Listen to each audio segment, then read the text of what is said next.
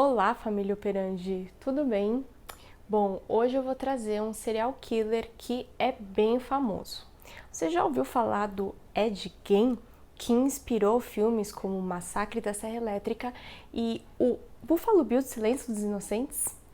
Caso você não tenha ouvido falar dele, e caso você conheça, mas queira saber mais, fica aí comigo que eu vou te contar tudo.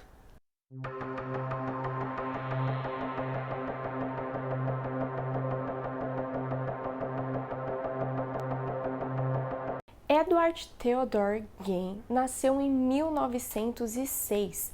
Ele foi criado junto com seu irmão Henry em uma fazenda em Wisconsin, nos Estados Unidos. A sua mãe era super protetora com o Ed e isso foi um fator que influenciou muito mal ele, infelizmente. A mãe dele falava coisas como mulher boa é mulher morta e proibia o Ed de conversar com qualquer mulher que fosse. A vida do Ed foi pautada por crenças religiosas. De novo, mais uma influência da sua mãe. Como acontece, né, eu não falaria que seria uma regra, mas com certeza é uma maioria esmagadora que acontece com muitos serial killers e psicopata, né? O problema com pai ou mãe que não é resolvido, ou até mesmo quando eles são abusados, né, na infância, geralmente reflete e justifica muito o que eles se tornam quando adulto. Aconteceu, infelizmente, algo semelhante com o Ed. O pai dele era uma coisa muito mal resolvida para ele.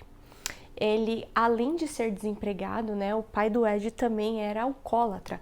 E a gente pode afirmar que o Ed, ele tinha ódio do pai dele. Em 1940, o Ed e seu irmão perderam o pai. E a partir desse momento, a mãe dos meninos resolveu que eles tinham que ajudar dentro de casa e fez com que eles começassem a trabalhar. Porém, o irmão mais velho do Ed, o Henry, ele não concordava em nada com o autoritarismo da mãe. E foi um fato muito estranho, mas o irmão do Ed morreu em um incêndio que até hoje ninguém sabe explicar. Tirem aí suas conclusões. O Gein, ele também sofreu muito bullying quando ele estava na escola. Isso porque ele tinha uma aparência muito feminina. Porém, o marco inicial de decadência na vida do Ed foi quando a mãe dele morreu. Depois do falecimento da sua mãe, o Gein começou a adquirir hábitos bizarros. Ele desenvolveu uma obsessão por ler relatos de experiências que médicos nazistas faziam com judeus. Porém, pior que isso é que ele adquiriu a mania de ler obituários e dentre esses corpos ele escolhia os mais parecidos com a sua mãe. Simplesmente escolher por escolher? Não. Infelizmente, depois que o Ed fazia essa seleção, né, do cadáver mais parecido com a sua mãe, ele ia com o seu amigo Gus, eu diria que seria um dos poucos ou o único amigo dele, eles iam os dois para o cemitério e desenterravam esse corpo que o Ed elegia que era parecido com a sua mãe. Após desenterrar esse defunto, ele levava o cadáver para a casa dele e aí que o negócio ficava feio. Por regra, esses corpos sempre eram do sexo feminino. E após o Ed levar esses corpos para casa, ele anatomizava esses cadáveres e retirava algumas partes e órgãos para armazenar com ele. Além de tudo isso, ele também retirava a pele desse cadáver e vestia nele. E quando ele não se vestia com essa pele, ele fazia roupas para um manequim que ele tinha em casa. Na verdade, a gente pode falar, e também os estudos, né, que falam que o sonho de vida do Ed era fazer a cirurgia de mudança de sexo. Mas com certeza vocês já ouviram aquele ditado, né? Cabeça vazia, oficina do diabo. Pois é, foi o que aconteceu com o Ed. Apesar dessas coisas horríveis que ele fazia, ele começou a ficar entediado. E foi aí que a temporada de caça foi aberta. Em 8 de dezembro de 1954, o Ed fez a sua primeira vítima viva. Essa mulher se chamava Mary Hogan, vou estar deixando o nome aqui para vocês, e ela foi morta com um tiro na cabeça, um tiro de calibre 32. Após o Ed matar a Mary, ele retirou toda a pele do seu corpo para poder se vestir com ela. E também retirou a genitália dela. Acabou por aí? Não, não acabou. Depois de retirar a pele, retirar a genitália, ele também retirou alguns ossos do corpo da Mary para poder fazer artefatos de decoração, alguns móveis para sua casa. E lógico, né? Adivinhem, essa Mary era muito parecida com a mãe do Ed. Infelizmente, até hoje, não foi possível contabilizar quantas vítimas o Ed de fato chegou a fazer.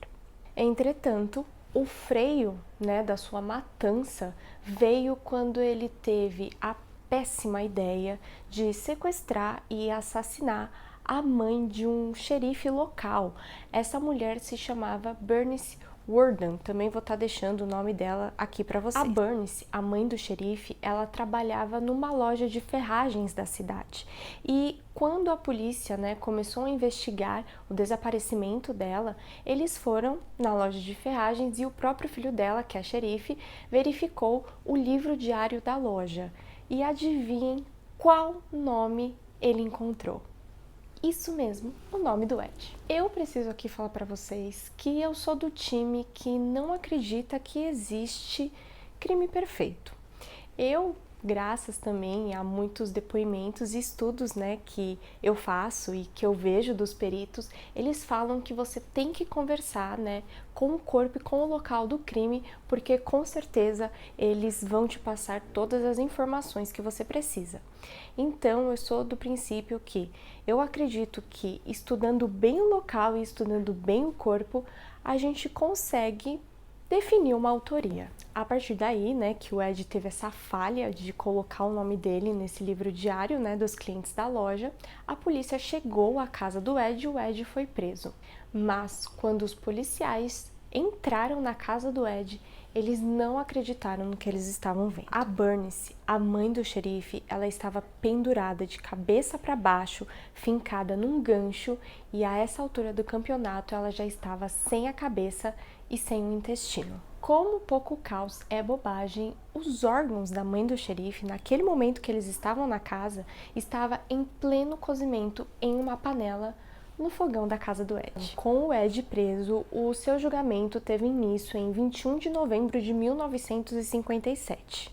Ele se declarou não culpado e, óbvio, que alegou insanidade. O Gane, ele foi considerado mentalmente incapaz e foi encaminhado para um hospital psiquiátrico para criminosos em Wisconsin, nos Estados Unidos.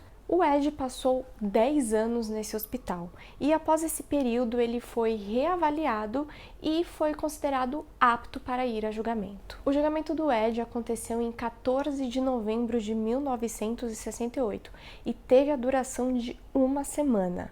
A defesa do Ed insistiu na tese de insanidade, claro. Já, por outro lado, a acusação manteve uma tese de que o Ed tinha ciência a todo momento do que ele estava fazendo, ou seja, ele tinha consciência dos seus atos, sim. Nesse julgamento, o Ed foi considerado culpado por assassinato em primeiro grau. Porém, o caso teve uma reviravolta.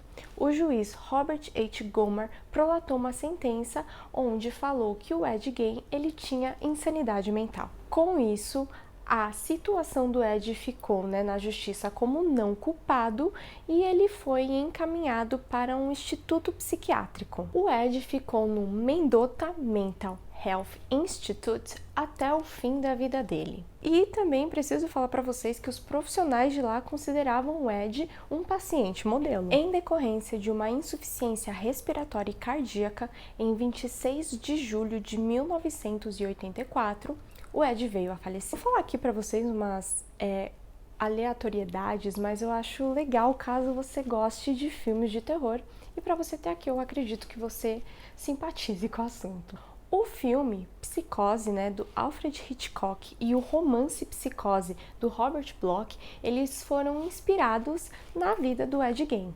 O Norman Bates, que é o protagonista do filme, do livro, e que também tem uma série chamada Bates Motel, ele tinha verdadeira obsessão pela sua mãe. E, claro, foi também inspirado no Ed, porque o Ed também tinha a verdadeira doença pela mãe dele. Com certeza você também conhece o filme Massacre da Serra Elétrica, certo? Tobe Hooper, o diretor, do filme Massacre da Serra Elétrica, ele se inspirou minuciosamente em alguns detalhes, justamente vindo da história do Ed Leatherface, que é do Massacre da Serra Elétrica, que é o psicopata assassino.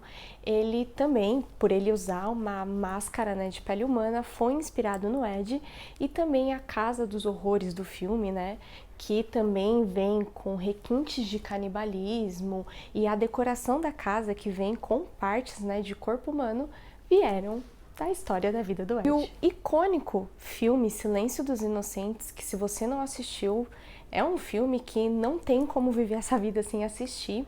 O Buffalo Bill, que é o assassino do filme, ele foi inspirado em 4 serial killers da vida real. Entre eles está o Edmund Kemper, o Ed Gein, o Ted Bundy e o Gary Hayden. E esse foi mais um Arquivo Serial Killers do Operandi. Se você assistiu tudo, muito obrigada por ter ficado comigo. Por favor, não se esqueça de deixar o seu like nesse vídeo aqui embaixo, que vai ajudar demais a gente. Se você curte o assunto crime, criminologia, psicopatia, true crime, serial killer, não se esqueça de se inscrever no nosso canal, caso você já não seja inscrito. E também, para dar aquele upgrade, se você puder, vai ajudar demais o Operandi compartilhando os vídeos com os seus amigos, com os seus familiares, enfim, chama todo mundo para a nossa comunidade True Crime. Mais uma vez, se você ficou comigo até o fim, muito, muito obrigada. Um enorme beijo, um grande abraço e se cuidem!